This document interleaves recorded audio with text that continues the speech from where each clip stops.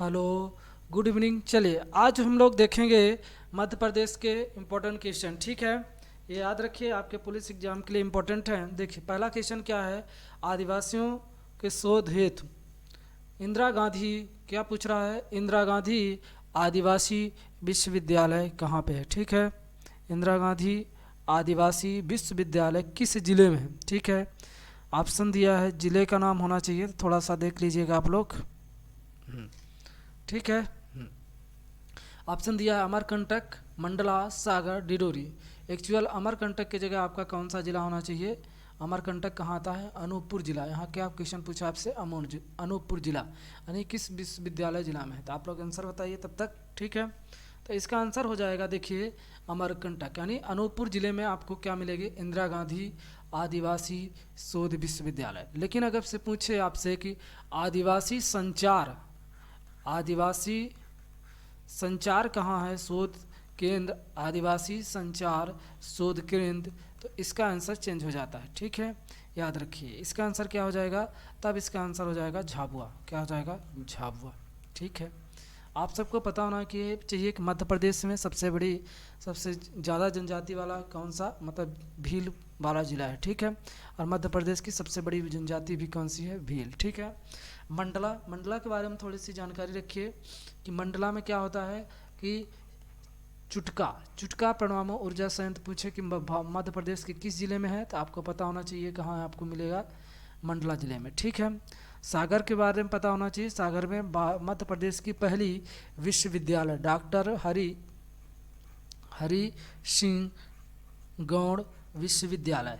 ठीक है, जिसे अभी क्या है, विश्वविद्यालय का दर्जा प्राप्त हो चुका है। ठीक है, ये आपको कहाँ मिलेगी, सागर जिले में। कहाँ मिलेगी, सागर जिले में। ठीक है, इसकी स्थापना कब हुई थी, 1946 में। कब हुई थी, 1946 में। इतनी चीज़ें आपको पता होना चाहिए। ठीक है, चलिए अगले क्वेश्चन पे हम लोग चलते हैं और देखते हैं अगला क्वेश्चन आप लोगों का क्या है। प्रदेश का न्यूनतम सिंचाई वाला जिला कौन सा है। ऑप्शन दिया है भिंड, मुरैना, डिडोरी, खरगोन। आप क्वेश्चन को अच्छे से पढ़िएगा, न्यूनतम सिंचाई वाला जिला पूछा है, तो इसका आंसर क्या हो जाएगा, डिडोरी। लेकिन अगर यही पूछे कि भारत में मध्य प्रदेश में सबसे कम वर्षा कहाँ होती है, तो आप आंसर क्या देंगे, कहाँ होती है, भिंड जिले में। कहाँ, भिंड में। भिंड में कौन से स्थान पे, गोहद नामक स्थान है। कौन सा, गोहद नामक स्थान है, यहाँ सबसे कम वर्षा होती है। कितना, 55 सेंटीमीटर। ये आपको चीज़ें पता होना चाहिए। ठीक है, अब यहीं से आपको पता होना चाहिए कि आपसे क्वेश्चन पूछे कि मध्य प्रदेश में सबसे ज़्यादा कुआं के माध्यम से सिंचाई किस जिले में होती है। ठीक है, तो आंसर क्या हो जाता है आपका, मंदसौर। कौन हो जाएगा, मंदसौर में सबसे ज़्यादा कुओं के माध्यम से क्या होती है, सिंचाई होती है। ठीक है, अब यहीं पे क्वेश्चन पूछ दे कि प्रदेश का सबसे बड़ा कौन सा सिनेमा हॉल वाला, मतलब सिनेमा हॉल वाला शहर कौन सा है, तो इसका आंसर क्या हो जाता है, मध्य प्रदेश में सबसे ज़्यादा सिनेमा घर कहाँ मिलेंगे आपको, किस शहर में मिलेंगे, तो इसका आंसर हो जाता है इंदौर। ठीक है, थोड़ा सा कलर चेंज करते हैं, देखते हैं। 2 सेकंड रुक। ठीक है, अब यहीं से पूछ दे कि मध्य प्रदेश में सर्वाधिक वन वृक्ष कहाँ है। मध्य प्रदेश में सर्वाधिक वन वृक्ष यानी वन कौन से पाए जाते हैं। ठीक है, तो इसका आंसर क्या हो जाएगा, तो इसका आंसर हो जाएगा किसके वृक्ष पाए जाते हैं सर्वाधिक, तो याद रखिए सागौन के। क्या, उसके सागौन के वृक्ष जो है मध्य प्रदेश में ज़्यादा पाए जाते हैं। ठीक है, ये क्वेश्चन आपको पता होना चाहिए। यहीं से आपसे क्वेश्चन पूछ दे आपसे कि मध्य प्रदेश के किस जिले में सबसे ज़्यादा सोयाबीन का उत्पादन होता है। किसका, सोयाबीन का। 2 सेकंड, हाँ, सोयाबीन का। तो आंसर क्या हो जाता है आपका, उज्जैन। क्या हो जाएगा, उज्जैन। ठीक है, यही पूछ दे कि मध्य प्रदेश में सर्वाधिक सरसों का उत्पादन यानी सरसों का उत्पादन कहाँ होता है, तो याद रखिए भिंड। ऑप्शन में रहे तो भिंड, नहीं तो क्या हो जाएगा, मुरैना। कौन सा आंसर हो जाता है, मुरैना जिले में मध्य प्रदेश में क्या है, सर्वाधिक सरसों की खेती की जाती है। ठीक है, अगर यही पूछे कि मध्य प्रदेश में खरगोन में, अब खरगोन में याद रखे रहिएगा सर्वाधिक कपास का उत्पादन, किसका, सर्वाधिक कपास का उत्पादन मध्य प्रदेश के किस जिले में होता है, तो याद रखिए कहाँ हो जाएगा, खरगोन, यानी जहाँ बोलते हैं जिसको पश्चिमी निवार। यहीं पे खरगोन जिले में आपका मध्य प्रदेश में क्या बनाया जा रहा है, कपास अनुसंधान केंद्र, ये भी आपको पता होना चाहिए, ठीक है, ये चीज़ याद रखे रहिए। ओके, आगे चलते हैं। अगर पूछे कि मध्य प्रदेश का सर्वाधिक गेहूं उत्पादन में कौन सा जिला है, तो गेहूं उत्पादन में कौन हो जाता है आपका, होशंगाबाद। कौन सा हो जाता है, होशंगाबाद। लेकिन क्षेत्र की बात करें तो कौन सा हो जाता है, तो याद रखिए मालवा क्षेत्र। कौन सा, मालवा क्षेत्र, ठीक है, ये चीज़ें आपको पता होना चाहिए, ठीक है, यही सब फैक्ट से आपसे क्वेश्चन पूछे जाएंगे, ठीक है। हाँ देखिए आ ही गया, किस जिले में सर्वाधिक तालाब के द्वारा सिंचाई होती है, ऑप्शन दिया है सिवनी, ग्वालियर, शिवपुरी, अलीराजपुर। आप लोग इसका आंसर बताइए, ठीक है। तब तक हम थोड़ा सा आप लोगों का आंसर का इंतज़ार करते हैं। आप सभी बताइए कि इसका आंसर क्या होगा। तो इसका आंसर हो जाएगा सीधा सीधा, याद रखिए सिवनी में। किसके माध्यम से पूछा है, सर्वाधिक तालाबों के माध्यम से मध्य प्रदेश के किस जिले में सिंचाई होती है, तो इसका आंसर क्या हो जाएगा आपका, क्या हो जाएगा, तो याद रखिए कौन सा, सिवनी जिले में, ठीक है ना। अब आगे चलते हैं और इसी के बारे में जानते हैं थोड़ा सा। सबसे बड़ा वन वृक्ष, अब आपसे कई बार मैं पढ़ा चुका हूँ कि मध्य प्रदेश में सबसे बड़ा वन वृक्ष कौन सा जिला हो जाता है, तो याद रखेंगे आप लोग क्या, खंडवा। मध्य प्रदेश में टोटल कितने वन वृक्ष हैं, 16 वन वृक्ष। और यहीं पे पूछे कि सबसे छोटा वन वृक्ष कौन सा जिला हो जाता है, तो सबसे छोटा कौन सा हो जाता है वन वृक्ष, सबसे छोटा वन वृक्ष, एक मिनट, हाँ, वन वृक्ष कौन सा हो जाता है, होशंगाबाद जिला, ठीक है। जब आपको होशंगाबाद नहीं मिलेगा तो ऑप्शन में क्या रहेगा, शाजापुर। कौन सा रहेगा, शाजापुर, ठीक है, ये बात याद रखिए, होशंगाबाद नहीं रहेगा तो शाजापुर रहेगा, ठीक है, ये बात याद हो। अगर पूछे कि प्रदेश में सबसे ज़्यादा सिंचाई वाला जिला कौन सा है, अगर मैं क्वेश्चन पूछूं कि मध्य प्रदेश में सर्वाधिक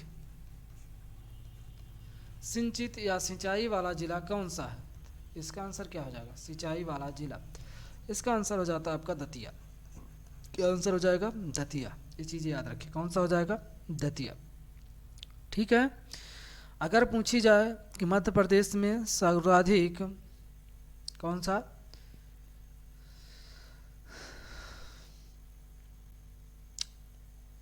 ठीक, ओके, इतना ही याद रखिए, हाँ सॉरी, हाँ शिवपुरी पठार याद रखे रहिएगा। अलीराजपुर के बारे में याद रखिए, अलीराजपुर ये झाबुआ से अलग होकर कब बना जिला बना है, ये भी चीज़ याद रखिए, ठीक है ना। चलिए आगे चलते हैं, थोड़ा सा देखते हैं अगला क्वेश्चन क्या है। भारत की पहली शहीद वीरांगना कौन थी, ऑप्शन दिया है रानी अवंतीबाई, रानी दुर्गावती, रानी लक्ष्मीबाई, इनमें से कोई नहीं। तो भारत की पहली शहीद वीरांगना की बात कर रहा है तो इसका आंसर रानी दुर्गावती होगा, ठीक है, ये चीज़ याद रखिए, ठीक है। और बाकी इनके बारे में हम सब आपको पढ़ा चुके हैं, ठीक है। चलिए हाँ, बी सुम्या को किस वर्ष भारत रत्न दिया गया है, ऑप्शन दिया है 2001, 2000, 1995, 1998।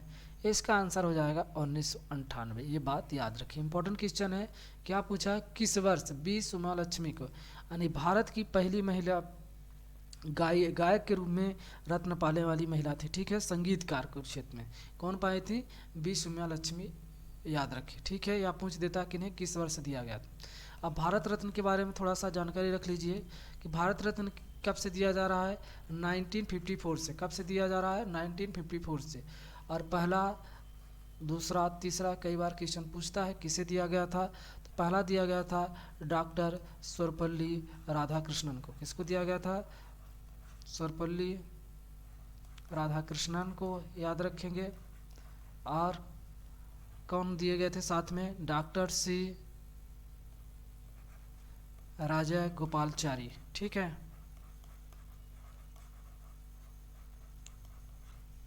और इन्हीं के साथ दिया गया था डॉक्टर सी वी रमन, जिन्होंने रमन इफेक्ट की खोज की थी, ठीक है। इन तीनों लोगों को एक साथ भारत रत्न दिया गया था। कब दिया गया था, 1954 में, ठीक है, ये चीज़ याद रखिए। अब आपसे क्वेश्चन पूछे कि अब तक भारत में टोटल कितने लोगों को भारत रत्न दिया जा चुका है, तो आप याद रखे रहिएगा 48 लोगों। कुल कितने लोगों को, 48 लोगों को दिया गया।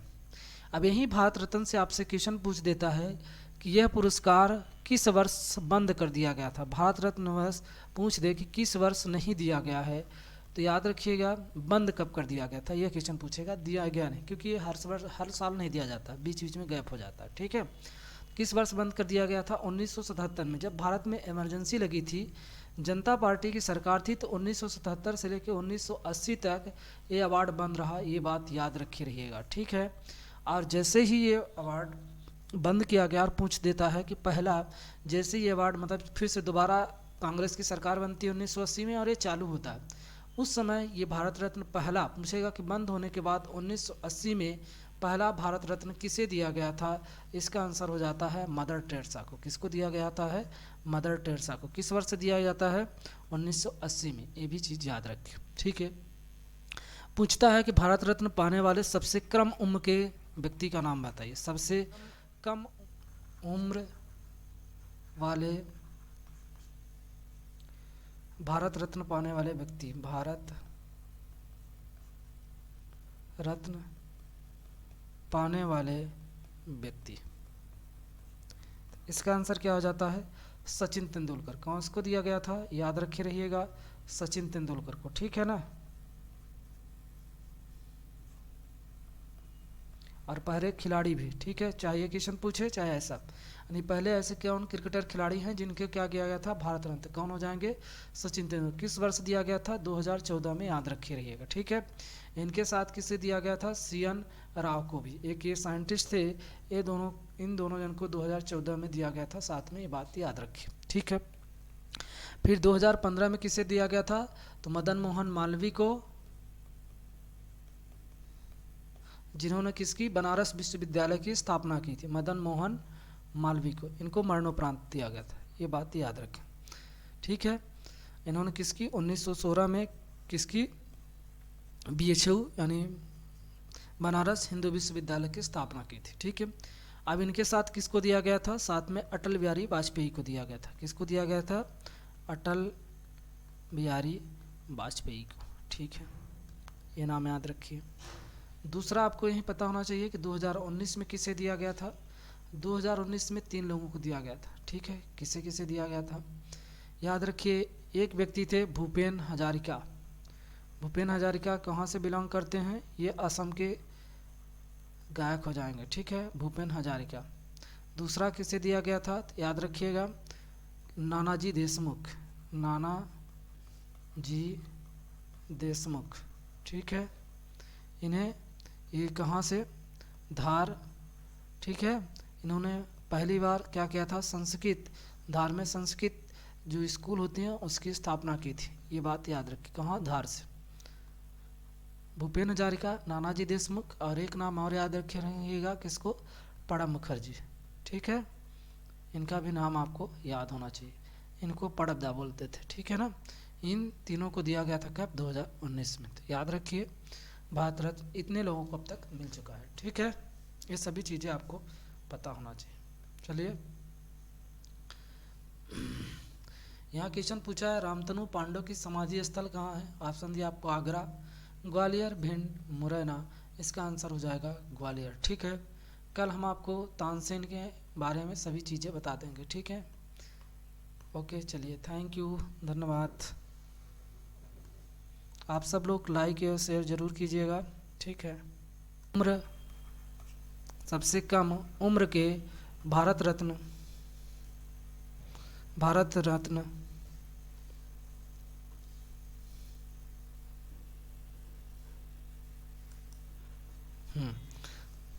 देख लीजिए यहाँ से, सबसे कम उम्र वाले भारत रत्न पाने वाले व्यक्ति, भारत रत्न पाने वाले व्यक्ति, इसका आंसर क्या हो जाता है?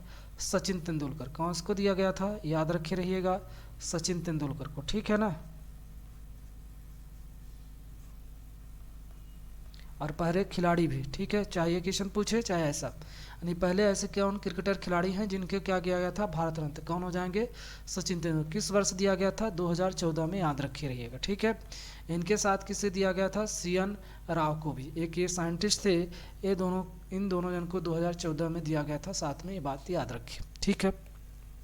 फिर 2015 में किसे दिया गया था, तो मदन मोहन मालवीय को, जिन्होंने किसकी, बनारस विश्वविद्यालय की स्थापना की थी, मदन मोहन मालवीय को, इनको मरणोपरांत दिया गया था, ये बात याद रखें, ठीक है।